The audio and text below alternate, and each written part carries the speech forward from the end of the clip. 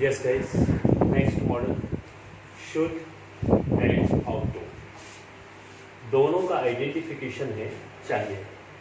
जब ये main verb के रूप में काम ना करता हो, केवल पहचान हो, जैसे मुझे अंग्रेजी सीखनी चाहिए, तुम्हें रोज़ समय पर स्कूल जाना चाहिए, उसे सच बोलने का प्रयास करनी चाहिए, हमें अपने बड़ों का आदर करनी चाहिए, उसे रोज़ बाजार जाना चाहिए, तुम्हें रोज़ गर्म पानी पीनी चाहिए।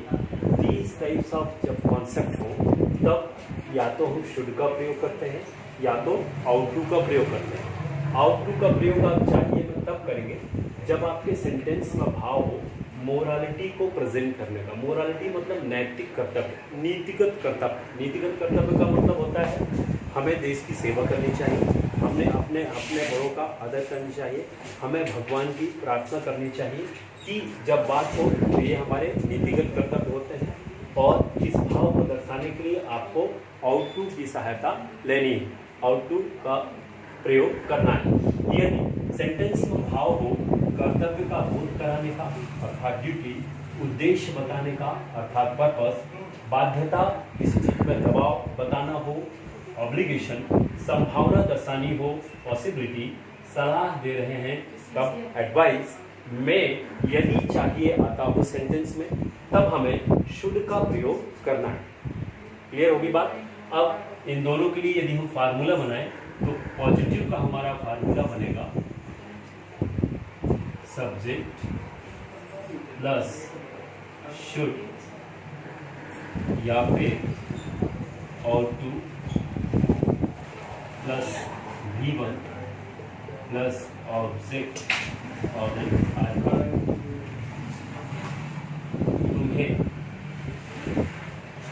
अंग्रेजी बोलने का प्रयास करना चाहिए।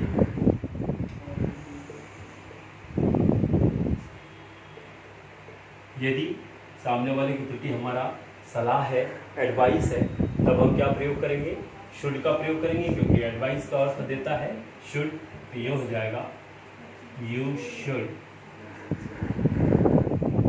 ट्राई टू स्पीक इंग्लिश होगा। ध्यान दीजिएगा, सब्जेक्ट पहले लिया, शुड लिया, V1 लिया, ऑब्जेक्ट लिया और आरपी। अभी यहाँ पर आउट टू का ले तो आउट टू का हो जाएगा हमें देश की सेवा करनी चाहिए। वी नैतिकत कर्तव्य है, ought to serve our country, हमें अपने से बड़ों का आदर करनी चाहिए। So we ought to respect our elders. इसका नेगेटिव आप बनाएंगे, शुड के बाद नॉट लगेगा या फिर आउट के बाद आप नॉट का प्रयोग करेंगे। तो क्या हो जाएगा? You should not try to speak English, should you try to speak English, should you not try to speak English, when should you try to speak English, why should you not try to speak English। और two में we ought to serve our country, we ought not to serve our country, ought we to serve our country, ought we not to serve our country, when ought we to serve our country, why ought we not to serve our country।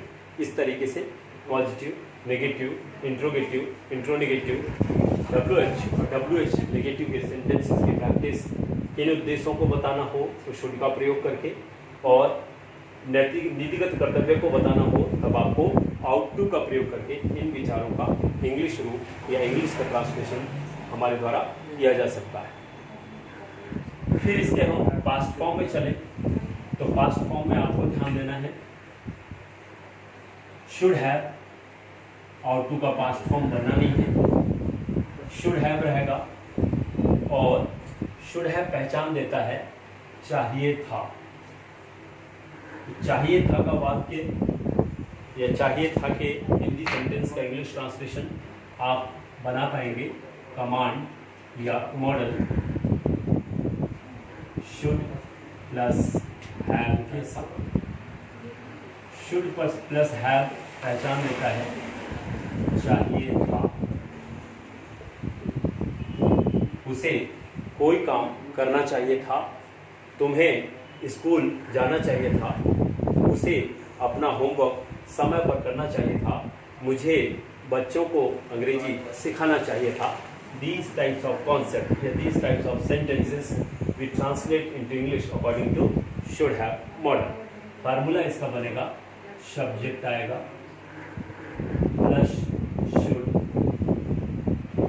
Plus have plus V3 plus object oblique RP. तुम्हें वहाँ अपने आप को सिद्ध करना चाहिए था।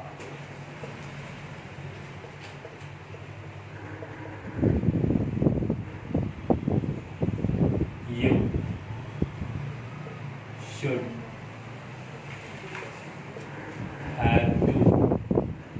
have proved their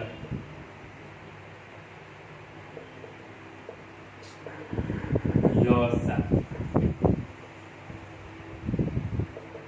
इस तरीके से आप दे सकते हैं। इसमें नेगेटिव आएगा तो शुड के बाद हम क्या प्रयोग कर देंगे not. You should not have proved there yourself, should you have proved there yourself, should you not have proved there yourself, when should you have proved there yourself, why should you not have proved there yourself.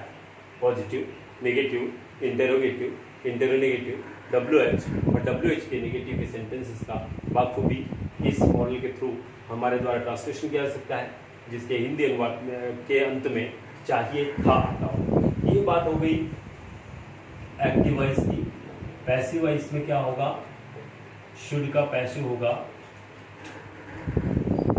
Object plus should plus be plus V3 plus by plus subject oblique RP. Should have का should plus have का बनेगा object plus should plus have plus being plus V3 plus by plus subject oblique RP. तुम्हें वहां अपने आप को सिद्ध करना चाहिए था, वहां तुम्हारे द्वारा अपने आप को सिद्ध किया जाना चाहिए था। क्या हो जाएगा, वहां तुम्हारे द्वारा अपने आप को सिद्ध किया जाना चाहिए था। There should have been proved by you yourself। इसका नेगेटिव बनाएंगे तो नॉट यहाँ लगा देंगे, इसका नेगेटिव बनेगा तो नॉट यहाँ लग जाएगा। ध्यान देने की जरूरत है। This is should passive voice and this is should have passive voice. आप एक्टिव और पैसिव के सहारे बहुत सारे विचार जिनके हिंदी अनुवाद के अंत में चाहिए जो शुड के माध्यम से क्लियर होगा, चाहिए था जो शुड हैव के माध्यम से क्लियर होगा, इन विचारों का ट्रांसलेशन इंग्लिश में बखूबी आपके द्वारा किया जा सकता है। इसी श्रेणी में शुड से ही कनेक्टेड मैं एक और मॉडल आपको बता देना चाहता हूं और वो है मस्ट। ध्यान दीजिएगा, यदि आपके सेंटेंस आपके हिंदी अनुवाद के अंत में आ जाता हो अवश्य चाहिए या जरूर चाहिए, अवश्य चाहिए था या जरूर चाहिए था, शुड के ही कॉन्सेप्ट पर सबसे पहले मस्ट पर ध्यान दीजिए। मस्ट बताता है अवश्य चाहिए या जरूर चाहिए। अर्थ मस्ट क्लियर करेगा। एक्टिव में फार्मूला होगा, सब्जेक्ट आता है, मस्ट आता है, V1 आएगा, ऑब्जेक्ट आएगा और फिर आरपी। सेंटेंस बनेगा, तुम्हें अंग्रेजी अवश्य सीखनी चाहिए,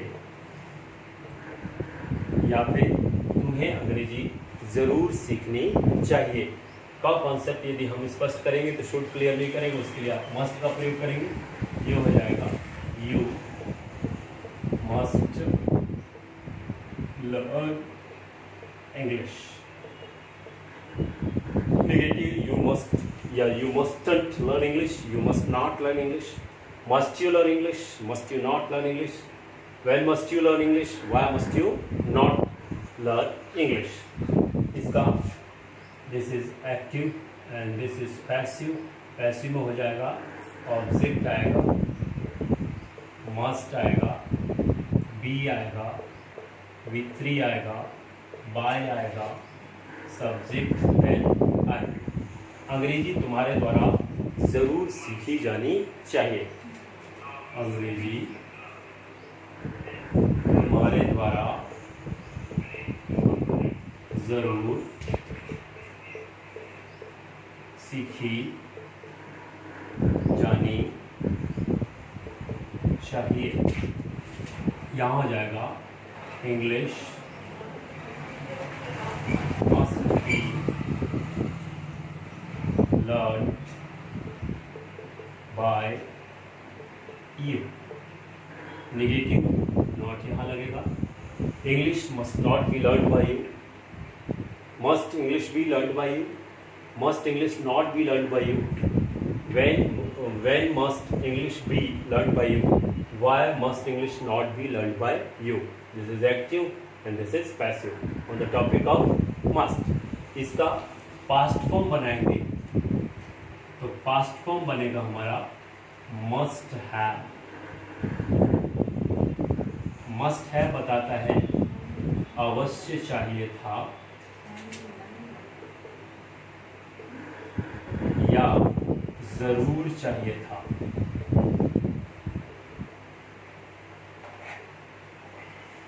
के कॉन्सेप्ट यदि इंग्लिश में आपको ट्रांसलेशन करना है तब आपको मॉडल मस्ट हैव का सहारा लेना पड़ेगा। बनेगा subject plus must plus have plus V3 plus object oblique RP. उसे मेरे साथ चेस या शतरंज जरूर खेलना चाहिए था। यहाँ हो जाएगा he must have played chess with me. He must not have played chess with me. Must he have played chess with me? Must he not have played chess with me? When must he have played chess with me? Why must he not have played chess with me? इस तरीके से पूरे concept इसका passive बनाएंगे तो बनेगा object आएगा, must आएगा, हैव आएगा, बीन आएगा, V3 आएगा, बाय आएगा, सब्जेक्ट देन आर्टिकल। चेस या शतरंज उसके द्वारा मेरे साथ जरूर या अवश्य खेला जाना चाहिए था। यह हो जाएगा शतरंज उसके द्वारा मेरे साथ अवश्य खेला जाना चाहिए था। यहाँ हो जाएगा chess must have been played by him with me। Negative बनाएंगे तो मस्ट के बाद अपन क्या लगा देंगे, not. Chess must not have been played by him with me, must chess have been played by him with me, must chess not have been played by him with me, when must chess have been played by him with me, why must chess not have been played by him with me। इस तरीके से active और passive must have का भी आप अच्छे से practice करके इन सारे कॉन्सेप्टों में कॉन्फिडेंस बिल्ड कर सकते हैं और बड़ी आसानी के आप अपने मातृभाषा के जैसे इन विचारों का भी इंग्लिश ट्रांसलेशन कर सकते हैं, बोलने में, पढ़ने में, लिखने में या सुनने में। नेक्स्ट वीडियो में एक नए मॉडल के साथ मैं फिर प्रेजेंट होऊंगा। तब तक के लिए bye bye, good day, nice day, see you tomorrow.